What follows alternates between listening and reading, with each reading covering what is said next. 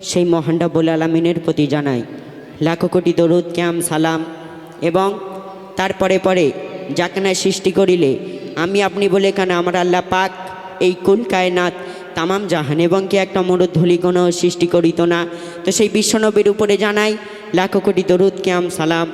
আর সত্যি কথা বলতে কি আজকের আমি খুব খুশি, কারণ সমস্ত জায়গায় থাকে না। আজকের আমাদের মাঝে উপস্থিত হয়েছেন বাংলার সুনামধন্য পশ্চিম বাংলার ভাইরাল কবি এম এ হান্নান সাহেব, আমার ওস্তাদ কবি এম এ হান্নান সাহেব তিনি উপস্থিত হয়েছেন, এবং কবি তাহের তিনি আমার কাকু তিনিও উপস্থিত হয়েছেন। কবি এম এ হান্নান সাহেব সমস্ত শিল্পী যার কালাম গায়, অলিতে গলিতে যার কালাম চলে, সেই কবি আপনাদের মাঝে উপস্থিত হয়েছে। আপনারা দেখা পাচ্ছেন কবি এম এ হান্নান সাহেব আমার কাকু, এবং উপস্থিত হয়েছেন তাহের কাকু। আর সত্যি কথা বলতে কি আজকের এখানে আমি যে ব্যক্তিটির জন্য এখানে আসতে পেরেছি, যে মহান ব্যক্তি, তিনি হলেন আর কেউ নয় আমার বাবলু কাকু। খুব মহান লোক, খুব ব্যস্ত থাকে, তবু তিনি আমাদের বাড়িতে গিয়েছেন, গিয়ে দাওয়াত করেছেন। আমি খুব খুশি আমার বাবলু কাকুর জন্য। আর মঞ্চে উপস্থিত সমস্ত সম্মানীয় ব্যক্তিরা এবং আমার সামনে দাদা ভাই ও মা বোনদেরকে সকলকে জানাই আমি আমার প্রেমপ্রীতি শুভেচ্ছা ভালোবাসা ও আমার অন্তরের অন্তঃস্থল থেকে সালাম। আসসালামু আলাইকুম। এটা কি হিন্দু পাড়ায় এলাম নাকি? হ্যাঁ, হিন্দু পাড়ায় গিয়ে আমি যদি সালাম দিই, এছাড়া তো আরও জোরে আওয়াজ পাওয়া যাবে। এখানে এত লোক মহব্বতের সাথে দেখি সকলে মিলে আসসালামু আলাইকুম। মাশাআল্লাহ, একাই 100 একাই সালামের উত্তর দিল। তো যাই হোক, রহমতুল্লাহ বারাকাতুহু। তো এখন আমি আপনাদের সম্মুখে একটি নাত পরিবেশন করব। তার আগে আমি অনুরোধ করব আমার মা বোনদেরকে এবং আমার দাদাদেরকে যে আপনারা নিজেদের মধ্যে কথাবার্তা না বাড়িয়ে আমার এই কালামটা যদি আপনারা একটু মনোযোগ দিয়ে শোনেন, তাহলে আশা করছি আপনাদের ভালো লাগবে। আর আমার মা বোনদেরকে অনুরোধ করব, আমার বুজান গাইছিলাম, আমি দেখছিলাম শুধু ঘাটের পুকুরের গল্প, এই বৌমার কথাই এই কথা এখানে এসে বললে চলবে না। আমার এই কালামটা একটু মনোযোগ দিয়ে শুনবেন, তারপরে আমাদের সেই প্রচুর ইউটিউব ফেসবুক ভাইরাল কালাম, সেই মা ও বেটা ঝগড়ার কালাম, সেই কালামও পরিবেশন হবে এই কালামের পরে। তার আগে আমি অনুরোধ করব আপনারা এই কালামটা একটু মনোযোগ দিয়ে শুনবেন। আর এই কালামটা আমি মিডিয়া প্রযোগে আপনাদের দোয়ার বারকাতে খুব সুন্দর রেজাল্ট করেছি, তো সেই কালামটা পরিবেশন করব, আপনারা শুনবেন। Hello check, hello. আজ মন বলে চলো সোনার মদিনায়, দয়ার নবীজির পাক রওজায়। আজ মন বলে চলো সোনার মদিনায়, দয়ার নবীজির পাক রওজায়। আজ মন বলে চলো সোনার মদিনায়, দয়ার নবীজির পাক রওজায়। দেব লাখো চুমা বলে আল্লাহুমা, বলে আল্লাহুমা, দেব লাখো চুমা। ওই দরবারে যেন মোর জান চলে যায়। আজ মন বলে চলো সোনার মদিনা।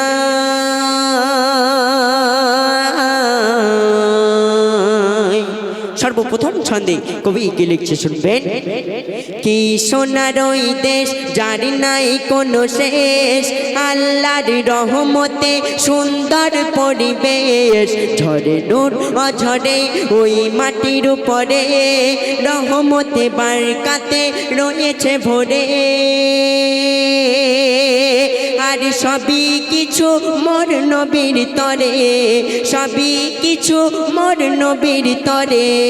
কোরআনের আওয়াজ সব ঘরে ঘরে, রিয়াজুল জান্নাতের টুকুরা সে ঠাই, রিয়াজুল জান্নাতের টুকুরা সে ঠাই। মোর নবী করিম আছে শুয়ে যে ঠাই, রিয়াজুল জান্নাতের টুকুরা সে ঠাই। মোর নবী করিম আছে শুয়ে যে ঠাই। আমায় নিয়ে চলো আল্লাহ দয়াময়, আমি করব তাজিম নবীজির দুটি পায়। আজ মন বলে চলো সোনারে মদিনা। তারপর আমার নবীজির রূপের বর্ণনা, আমার নবীজির কেমন দেখতে ছিল, সেই উদ্দেশ্য করে কবি ছন্দের মাধ্যমে লিখছে শুনবেন। নবীর ঠোঁট দুটি, নবীর ঠোঁট দুটি যেন লাল গোলাপ, দিনে দিনে রাতে করে কোরআন তেলাওয়াত, সারা শরীরে ভরা মিশকে আম্বার, খোদা বান্দাকে দিল শেষ উপহার। আর দেখলে মনে হয় সামনে দাঁড়িয়ে কাবা, ইয়া রাসূলুল্লাহ তোমায় দেখলে মনে হয় সামনে দাঁড়িয়ে কাবা, তাই তো সবাই বলে মারহাবা মারহাবা। এক সময় মক্কার জমিনে খরা পড়েছিল, মক্কাবাসীরা পানির জন্য হাহাকার করছে, সারা মক্কাবাসী পানির জন্য মারা যাবে এমন একটা অবস্থা।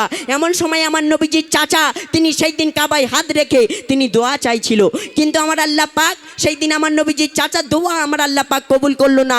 নবীজির চাচা কাবায় হাত রেখে দোয়া চাইছে যে হে আল্লাহ পাক তুমি বৃষ্টি বর্ষণ করো, না হলে এই সারা মক্কাবাসী আজ পানির জন্য মারা যাবে, হে আল্লাহ তুমি বৃষ্টি বর্ষণ করো। কিন্তু আমার আল্লাহ পাক সেই দিন আমার নবীজির চাচার দোয়া আমার আল্লাহ পাক কবুল করলো না। এমন সময় আমার নবীজি তিনি তার চাচাকে জড়িয়ে ধরে বলছে যে চাচা যান আপনারা তো এখানে তো সকলে তো দোয়া করছেন, চাচা যান আপনারা তো এখানে সকলে মিলে তো দোয়া করছেন, চাচা না আমাকে কি একবার সুযোগ দেওয়া যায় না, যদি আল্লাহ পাক যদি আমার দোয়া যদি কবুল করে। যখন এমন কথা বলছে নবীজি, তখন নবীজির চাচা বলছে তুমি পাগল নাকি, এখানে এত ধনী ধনী ব্যক্তিরা দোয়া করছে, এখানে এত বড় লোকেরা দোয়া করছে, কারোর দোয়া আল্লাহ পাক কবুল করছে না, আর তুমি তো 9 বছরের সামান্য শিশু বালক, তোমার দোয়া কি আল্লাহ পাক কবুল করবে? তখন আমার নবীজি বলছে যে চাচা যান আমাকে একবার সুযোগ দেন, আল্লাহ পাক যদি আমার দোয়া যদি কবুল করে। যখন আমার নবীজি তিনি যখন সেই দিন ওই কাবায় হাত রেখে তিনি যখন দোয়া চাইলো, তখন সাথে সাথে মেঘ করে সেদিন সাথে সাথে বৃষ্টি বর্ষণ হয়েছিল। একবার কি সুবহানাল্লাহ বলা যাবে না? তো সেই কথা কবি ছন্দের মাধ্যমে লিখছে, শুনবেন।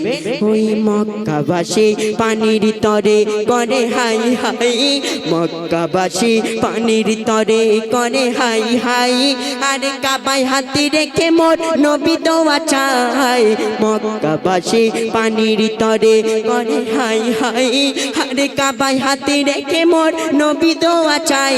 আর তখন সাথে সাথে মেঘ করে পানি এসে যায়, 9 বছরের শিশু নবীর দোয়ার সিলাই, আজ মন বলে চলো সোনার মদিনা। তারপর অতি সুন্দর কথা, আমার নবীজি তিনি যখন এই দুনিয়া ছেড়ে তিনি যখন পর্দা নেবেন, এই ছন্দটা আপনারা একটু মনোযোগ দিয়ে শুনবেন।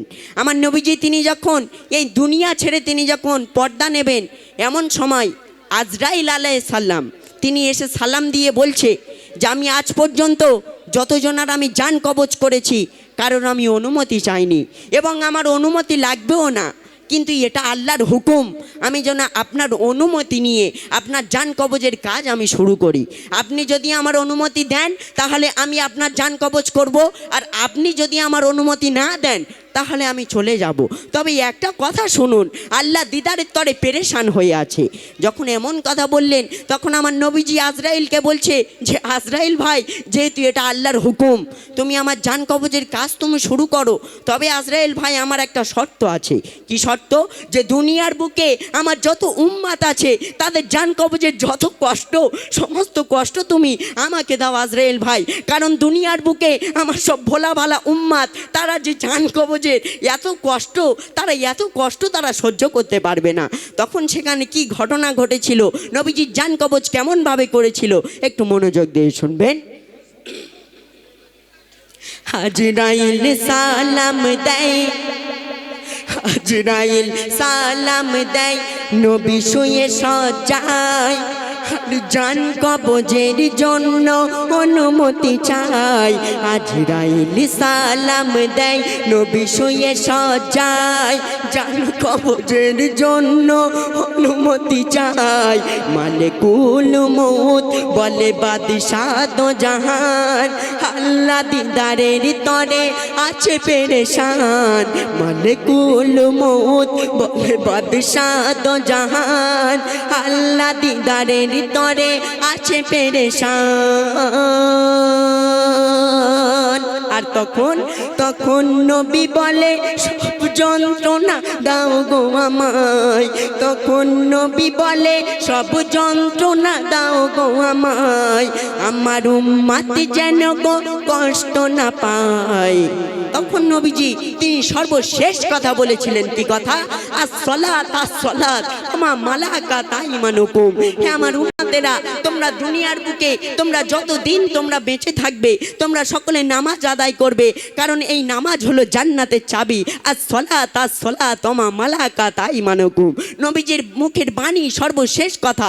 নবীজি জান বার হয়ে যাচ্ছে, এমন সময় নবীজি এই কথা বলেছিলেন। তাই কবি বলছে আসসালাত আসসালাত ওয়া মালাকাতা ঈমানুকুম, আসসালাত আসসালাত ওয়া মালাকাতা ঈমানুকুম। নামাজ আদায় করতে হবে আল্লাহর হুকুম, আর জানিয়ে আজরাইল চলে যায়, আর আল্লাহকে গিয়ে বলে এ জান আমি রাখবো কোথায়। তখন আল্লাহ বলছে, তখন আল্লাহ বলে শোনো শোনো শোনো, তখন আল্লাহ বলে শোনো আজরাইল, আমার কাছে নাই বন্ধুর মৌতের ফাইল। তখন আল্লাহ বলে শোনো আজরাইল, আমার কাছে নাই বন্ধুর মৌতের ফাইল, তবে আমার বন্ধু আমার মতো রবে পর্দায়, তুমি রেখে এসো আয়েশার আঙ্গিনায়। আজ মন বলে চলো সোনার মদিনায়। তারপর কবির নামের মাধ্যমে কবি কি বলছে শুনবেন। কি বলবো আমি ওগো কি বলবো আমি, এই কলমে লিখে কলম চলে যায় ওই কাবার দিকে, শয়নে স্বপ্নে হৃদয় গহনে ঘুরে বেড়ায় সেই স্মৃতি আমার মনে। আল্লাহ নবী রয়েছে হৃদয় পিঞ্জরে, যতদিন না এই প্রাণ পাখি যায় গো উড়ে। অসহায় চাতকের নেই শোনো শোনো, অসহায় চাতকের নেই মাস্টার শামসুদ্দিন, অসহায় চাতকের নেই মাস্টার শামসুদ্দিন। কোরআন হাদিস মোতাবেক যেন থাকি চিরদিন, অসহায় চাতকের নেই মাস্টার শামসুদ্দিন। কোরআন হাদিস মোতাবেক যেন থাকি চিরদিন, আর মদিনায় মনোয়ারায় মন যেতে চাই, আবার চুমতে চাই নবীজির পাক রওজায়। আজ মন বলে চলো সোনার মদিনায়, আজ মন বলে চলো সোনার মদিনায়, দয়ার নবীজির পাক রওজায়। আপনাদের ভালো লাগছে তো? হ্যাঁ, দেখি একবার তাকবীর দাও, নারায়ে তাকবীর।